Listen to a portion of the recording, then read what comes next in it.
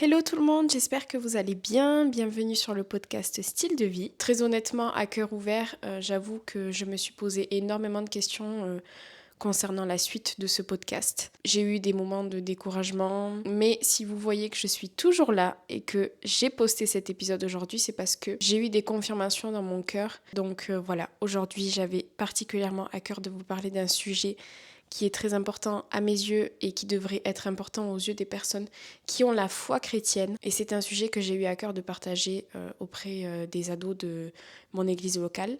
Et aujourd'hui, j'avais à cœur de vous partager sur le sujet de l'identité qu'on a en Christ, l'identité qu'on a en tant que chrétien, l'identité que Dieu nous donne en tant que chrétien. Et donc, je vais vous partager ce que j'ai eu à cœur. Tout est basé bien sûr sur mon expérience aussi. Ça sera pas une grosse étude biblique. Je pense qu'on aurait tellement de choses à dire concernant ce sujet, mais je veux aller à l'essentiel. On entend souvent dans le monde chrétien parler de ce sujet, de l'identité en Christ, connaître son identité. En fait, c'est un sujet qui est tellement important. Encore une fois, sur les réseaux sociaux, on entend un peu de tout et n'importe quoi. Donc faites attention d'ailleurs à ce que vous écoutez, que ce soit sur YouTube, TikTok, enfin toutes les plateformes de réseaux sociaux. Faites attention dès que vous entendez parler de Dieu, de la Bible. C'est écrit dans la Bible qu'il y aura des faux prophètes, de faux enseignements et faites attention vraiment à ce que tout soit vraiment relié à la Bible. Et moi-même, ça m'arrive de faire du contenu sur les réseaux concernant ça.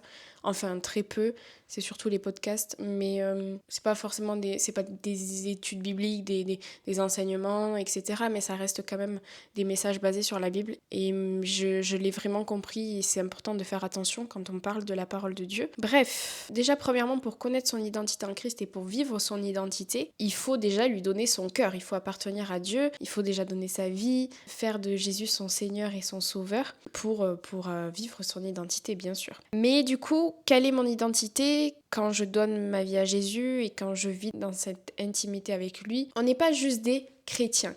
C'est beaucoup plus profond que ça. Quand on donne notre vie à Dieu, on devient une nouvelle créature. On entend souvent parler de nouvelle naissance. D'ailleurs, c'est ce que Nicodème a demandé à Jésus, d'être de nouveau. Qu'est-ce que tu veux dire par là? Ce n'est pas possible. En fait, être une nouvelle créature en Dieu, ça veut dire que toutes ces choses que tu as pu faire dans le passé, quand tu ne vivais pas avec Dieu, toutes ces choses-là sont oubliées aux yeux de Dieu. Dans 2 Corinthiens 5, 17, il est dit: si quelqu'un est en Christ, il est une nouvelle créature.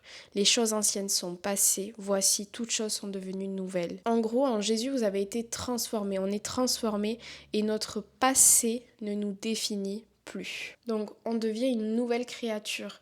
C'est-à-dire que peu importe ce que tu as fait dans ton passé, peu importe qui tu as été dans ton passé, quand tu donnes ton cœur à Dieu, c'est comme si Dieu effaçait tout ça. Bien sûr, notre mémoire, notre cerveau, notre corps charnel, notre intérieur, parce qu'on est humain, fait qu'on n'oublie pas, mais Dieu oublie. Parfois, c'est un cheminement, mais aux yeux de Dieu, tu deviens une nouvelle créature. Quand on donne notre cœur à Dieu, on entend souvent qu'on est enfant de Dieu. Mais être enfant de Dieu, c'est vraiment profond quand on l'entend. Je ne sais pas si vous vous rendez compte de ce que ça signifie, mais c'est tellement beau. Et être enfant de Dieu, ça veut dire que vous êtes accepté dans la famille de Dieu, ce qui nous donne une valeur inestimable. C'est dans Jean 1,12 qu'il est dit: mais à tous ceux qui l'ont reçu, il leur a donné le pouvoir de devenir enfants de Dieu. À ceux qui croient en son nom, donc à ceux qui croient en son nom et à ceux qui l'ont reçu, il leur a donné le pouvoir de devenir enfants de Dieu. Quand on donne notre cœur à Dieu, quand on vit pour lui, on est enfant de Dieu. Et ça nous rappelle qu'on est aimé et accepté tel que nous sommes. Ça rejoint ce point-là aussi, mais notre identité en Christ, c'est le fait de comprendre qu'on est créé par Dieu et créé pour Dieu. J'aime beaucoup ce verset, vous avez très probablement dû l'entendre si vous allez à l'église. C'est dans Jérémie 1, versets 4 et 5. La parole de l'Éternel vint à moi. Avant que je te forme dans le ventre de ta mère, je t'ai connu. Et avant que tu sortes de son sein, je t'ai sanctifié, je t'ai établi prophète pour les nations. Là, dans le contexte, Jérémie, c'était un jeune homme. Il se voit confier la dangereuse mission d'annoncer le jugement à un peuple qui ne veut pas l'entendre. Et du coup, Dieu va répondre par avance aux questions désespérées qu'il a. Et en fait, ça peut être des réponses pour nous aussi. Il dit: avant que je te forme. Et ça, je l'ai trouvé c'est sur Top Chrétien, il me semble. Et je l'ai recopié, je l'ai retravaillé parce que ça m'a énormément parlé. Et quand il dit: avant que je te forme, ça peut être une réponse à la question de qui suis-je ? Et notre naissance n'est pas le fruit du hasard, c'est un acte délibéré de Dieu qui, utilisant les lois naturelles décrétées par lui-même, poursuit un plan d'amour. Chacun de nous est ainsi un être unique voulu par Dieu.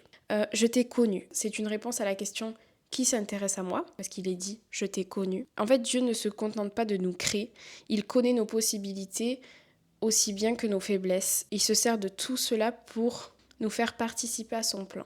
J'ai trouvé ça incroyable. Je t'ai sanctifié. Réponse à la question « qui me rendra capable ?» Comme Dieu dans sa souveraineté m'a créé et destiné à un service, il veut aussi me faire bénéficier d'une formation personnalisée pour que je sois en mesure de lui être utile. Ensuite, je t'ai établi. C'est une réponse à la question « qui me soutiendra ?» Du moment que Dieu a pris tant de peine pour me confier un service, va-t-il me laisser seul en face des difficultés qui m'attendent ? L'exemple de Jérémie nous montre que l'Éternel a délivré son prophète des immenses dangers qu'il a encourus à cause de la méchanceté des hommes. Ne le ferait-il pas pour nous ? Il y a un verset que j'aime beaucoup, c'est dans le psaume 139,14 qui dit « Je te loue de ce que je suis une créature si merveilleuse. Tes œuvres sont admirables et mon âme le reconnaît bien. Je te loue de ce que je suis une créature si merveilleuse. » Ça, c'est un verset qui m'a énormément parlé parce que j'en ai parlé dans une de mes vidéos il y a quelques années sur YouTube. J'ai expliqué que quand j'étais ado, j'ai eu des gros complexes. Je pense que 99% des ados se reconnaissent dans ça, et même quand on est adulte.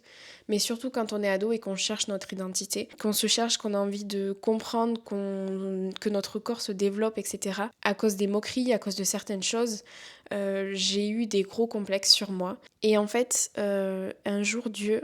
Quand j'ai voulu entendre la voix de Dieu, j'ai demandé à Dieu de me parler et Dieu m'a dit « je t'aime ». Et en fait, j'ai tellement pleuré toutes les larmes de mon corps, c'était comme une révélation sur mon identité, sur qui j'étais, et j'ai compris que j'avais été créée comme ça. En fait, ma perception de moi-même a complètement changé, ma perception de mon physique aussi. Et en fait, c'est pas une excuse pour ne pas faire attention à sa santé, de négliger sa santé, mais en fait, j'ai compris que j'avais été créée avec une certaine corpulence, avec des cheveux comme ça, avec des yeux comme ça. Aujourd'hui, j'ai encore des doutes, bien sûr, sur moi. Je vais pas dire que tous les jours je me trouve belle, que c'est faux.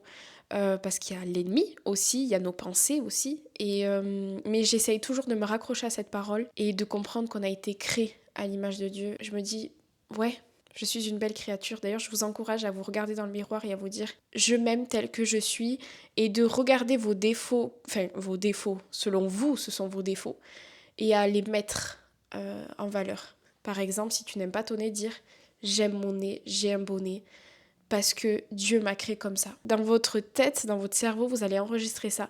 Et Dieu vous parle comme ça et ça aide énormément. Quand on devient chrétien, on devient ami de Dieu. Dieu, c'est mon confident, c'est mon meilleur ami, c'est mon premier amour, c'est un papa qui t'écoute, qui te comprend à 100%. C'est le meilleur des conseillers et quand tu donnes ton cœur à Dieu, tu as tous ces aspects-là de Dieu dans ta vie. J'aime beaucoup le verset dans Jean 15,15 où Jésus dit « Je ne vous appelle plus serviteur parce que le serviteur ne sait pas ce que fait son Seigneur, mais je vous ai appelé ami parce que je vous ai fait connaître tout ce que j'ai appris de mon Père. » Quand on devient chrétien, on est citoyen du ciel. C'est dans Philippiens 3,20 qu'il est dit « Mais notre citoyenneté est dans les cieux, d'où nous attendons, aussi comme sauveur le Seigneur Jésus-Christ. » On fait partie d'un royaume éternel. Ça te donne une perspective différente de la vie. Et demain, s'il m'arrive quelque chose, je sais où je vais. Pas parce que j'ai fait des bonnes œuvres, pas parce que je suis quelqu'un de bien, mais parce que je suis sauvée grâce à la mort et à la résurrection de Jésus.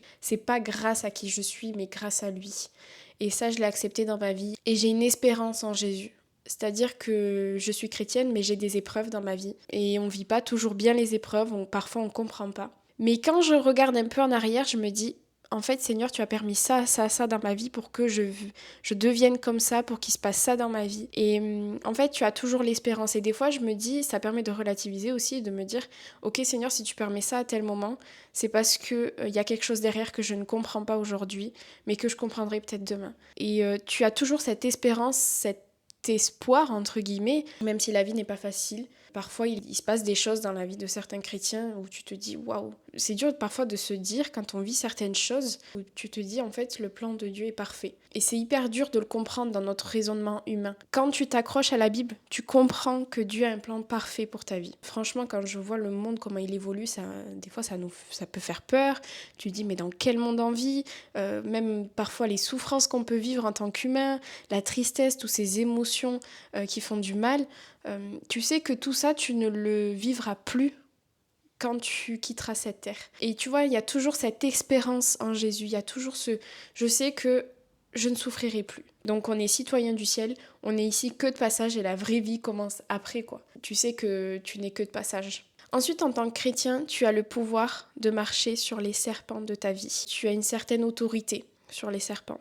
Les serpents, on peut les imaginer comme les mauvaises pensées, l'adversité spirituelle, plein de choses comme ça. Tu ne peux pas avoir peur de l'ennemi quand tu es chrétien. Tu peux être surpris, mais tu ne peux pas avoir peur parce que tu sais que Jésus a vaincu Satan à la croix. Dans Luc 10-19, Jésus dit « Voici, je vous ai donné le pouvoir de marcher sur les serpents et les scorpions et sur toute la puissance de l'ennemi, et rien ne pourra vous nuire. » Et en fait, par Jésus, tu as ce pouvoir, tu as cette autorité. Tu n'es plus esclave de tes pensées, tu n'es plus esclave de la peur, tu n'es plus esclave de toutes ces choses-là, même si ce sont des sentiments, des émotions. Mais tu as toujours ce pouvoir de dire non, je refuse au nom de Jésus. Et tu as cette autorité-là, et ça c'est incroyable. Moi je l'ai expérimenté dans certaines pensées que j'ai pu avoir, dans des doutes, dans des cauchemars que j'ai eus qui m'ont énormément marqué. Vous le savez déjà par rapport à mon adolescence, tout ce que j'ai pu vivre par rapport au monde spirituel, tout ça. J'ai des pensées, des fois en tant qu'être humain on a des pensées, on a des luttes, on a des combats,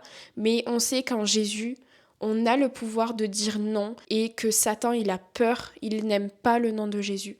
Et il sait que quand on est enfant de Dieu, qu'on accepte Jésus dans notre vie, qu'on le fait de lui notre Seigneur et notre Sauveur et qu'on vit avec lui, le Saint-Esprit vit en nous, il y a cette puissance et cette puissance a vaincu la mort, a vaincu l'ennemi. Et ensuite, on a l'assurance quand on est chrétien que Dieu pourvoit toujours à nos besoins. Ça, c'est un point que je travaille énormément dans ma vie depuis très longtemps, mais j'ai cette conscience-là. Il y a un verset qui dit « Ne vous inquiétez de rien, mais en toute chose, faites connaître vos besoins à Dieu par des prières et des supplications avec des actions de grâce. Et la paix de Dieu qui surpasse toute intelligence gardera vos cœurs et vos pensées en Jésus-Christ. Ne vous inquiétez de rien, mais en toute chose, faites connaître vos besoins à Dieu. » Donc on fait connaître nos besoins à Dieu. Et ensuite, la paix de Dieu, donc la paix divine, qui est différente de la paix que le monde peut nous offrir.